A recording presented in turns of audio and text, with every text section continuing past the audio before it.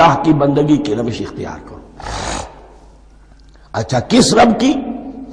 الذی جعل لکم الارض فراشا والسماء بناء، جس نے تمہارے لیے زمین کو فرش بنا دیا اور آسمان کو چھت بنا دیا۔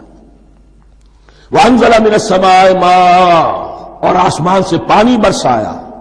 فاخرج به من الثمرات رزقا لکم، اور پھر اس پانی کے ذریعے سے زمین سے میووں کی شکل میں، پیداوار کی شکل میں تمہارے لیے رزق اگایا۔ فلا تجعلوا للہ اندادا وانتم تعلمون، تو ہرگز نہ اللہ کا مد مقابل کسی کو ٹھہراؤ جانتے بوجھتے۔ وانتم تعلمون کا ایک مطلب یہ بھی ہے کہ تم بھی مانتے ہو کہ اس کائنات کا خالق اللہ کے سوا کوئی نہیں۔ اہل عرب بھی مانتے تھے، جو ان کے دیوی دیوتا تھے وہ سمجھتے تھے کہ یہ اللہ کے اوتار ہیں یا اللہ کے ہاں بہت یہ پسندیدہ ہیں، اللہ کے محبوب ہیں، اس کے اولیاء ہیں، اس کی بیٹیاں ہیں، لہذا یہ شفاعت کریں گے تو ہمارا بیڑا پار ہو جائے گا، ورنہ خالق وہ مانتے تھے اللہ ایک ہی ہے۔ جب تم یہ مانتے ہو کائنات کا خالق ایک، مدبر ایک، تو اب کسی کو اس کا مد مقابل نہ بناؤ۔ انداد ند کی جمع ہے، لا ضد لہ ولا ند لہ، اللہ کا کوئی مد مقابل نہیں۔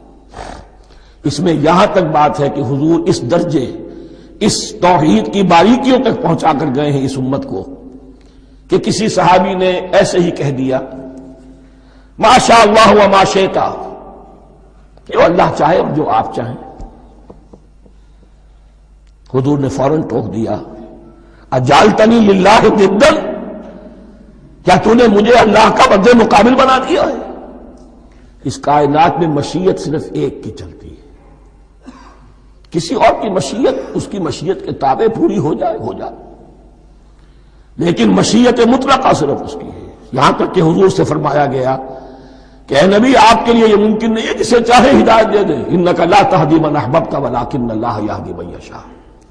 اگر یہ اختیار میں ہوتا تو ابو طالب دنیا سے بغیر ایمان لائے نہ جاتے۔ فلا تجعلوا للہ اندادا وانتم تعلمون۔ اب ان دو آیتوں میں تو یوں سمجھیے توحید نظری بھی اور توحید عملی بھی۔ توحید عملی کیا ہے؟ بندگی صرف اسی کی ہو۔ اب آیا ہے رسالت کا معاملہ، وَإِن كُنتُمْ فِي رَيْبٍ مِّمَّا نَزَّلْنَا عَلَىٰ عَبْدِنَا، اگر تمہیں رسالت محمدی پر شک ہے صلی اللہ علیہ وسلم، اس کے کیا معنی ہے؟ کہ تمہیں اس قرآن کے بارے میں شک ہے جو ہم نے اپنے بندے پر نازل کیا ہے۔ اگر ہے شک فی الواقع، وَإِن كُنتُمْ فِي رَيْبٍ، اگر تمہیں واقعتاً شک ہے مما نزلنا علی عبدنا، اس پر جو ہم نے اپنے بندے پر نازل فرمایا ہے، فاتوا بسورۃ من مثلہ، تو لے آؤ اس جیسی ایک ہی صورت۔ یہ ہم کل پوری تفصیل سے دیکھ چکے ہیں کہ برسبیل تنزل یہاں پہنچے ہیں۔ پہلے دو آیتیں میں نے آپ کو سنائی تھی اس میں پورے قرآن کی مثال لانے کا چیلنج کیا گیا، پھر ایک آیت سنائی جس میں 10 صورتیں ہی لے آؤ، اب آخری درجے میں ایک صورت ہی بنا لا، اور ایک صورت تو سورۃ العصر کے مساوی بھی ہو سکتی تھی، سورۃ الکوثر کے مساوی بھی ہو سکتی تھی۔ وَادْعُوا شُهَدَاءَكُم مِّن دُونِ اللَّهِ إِن كُنتُمْ صَادِقِينَ، اور بلا لو اپنے سارے مددگاروں کو اللہ کے سوا، جن ہوں انس ہوں۔ اس لیے کہ قریش کا خیال یہ تھا کہ جو شعراء ہوتے ہیں ان کے پاس جن ہوتے ہیں، وہ جن انہیں سکھاتے ہیں، ورنہ عام آدمی تو یہ شعر نہیں کہہ سکتا۔ تو تمہارا اگر کوئی گمان ہے کوئی جنات سکھانے والے ہیں، کوئی انسان ہے، خطیب ہے، شعراء ہے، ادیب، سب کو جمع کر، ان کنتم صادقین۔ اب یہ ہے بہت ہی، جس کو میں نے کل کہا تھا آپ کو یاد ہوگا، قرآن کا انداز کیا ہوتا ہے کہ وہ اپنے اندر جھانکنے کی دعوت دیتا ہے۔ یہ گویا کہ آنکھوں میں آنکھیں ڈال کر یہ کہا جا رہا ہے کہ حقیقت میں تمہیں کوئی شک نہیں ہے، یہ تم بات بنا رہے ہو صرف، اگر واقعتاً شک ہے تو آؤ میدان میں۔ حقیقت یہ ہے کہ تمہیں شک نہیں ہے، اگر تم سچے ہو فاتوا بسورۃ من مثلہ، تو اس جیسی ایک ہی صورت بنا لاؤ۔ فإن لم تفعلوا، اب ذرا انداز دیکھیے تحدی کا اور چیلنج کا، پھر اگر تم یہ نہ کر پاؤ وَلَن تَفْعَلُوا، اور ہرگز نہیں کر سکو گے، یہ چیلنج کون دے سکتا ہے؟ اللہ کے سوا کوئی نہیں دے سکتا۔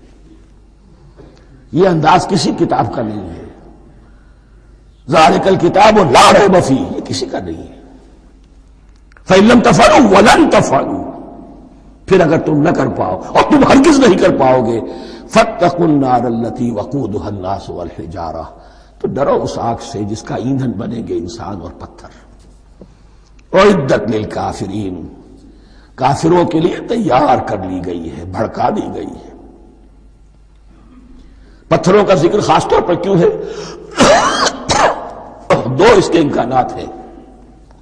آپ کو معلوم ہے کہ وہ جو پتھر کا کوئلہ ہوتا ہے اس کی آگ بڑی سخت ہوتی تھی، عام جو ہمارا یہ لکڑی کا کوئلہ ہوتا ہے اس کے مقابلے میں. اور دوسرے یہ بھی کہ چونکہ انہوں نے جو معبود تراش رکھے تھے وہ پتھر کے ہوتے تھے، تمہارے ساتھ ہی تمہارے ان معبودوں کو بھی جھونکا جائے گا، وہ بھی جلیں گے تاکہ تمہاری حسرت کے اندر اضافہ ہو. ان سے ہم دعائیں مانگا کرتے تھے، ان کے سامنے ماتھے ٹیکتے تھے، ان کے سامنے ڈنڈوت کرتے تھے، ان کو چڑھاوے چڑھاتے تھے. اب یہاں گویا کہ ایمان باللہ توحید، ایمان بالرسالت اور ایمان بالآخرت. فَاتَّقُوا النَّارَ الَّتِي وَقُودُهَا النَّاسُ وَالْحِجَارَةُ اعدت للکافرین.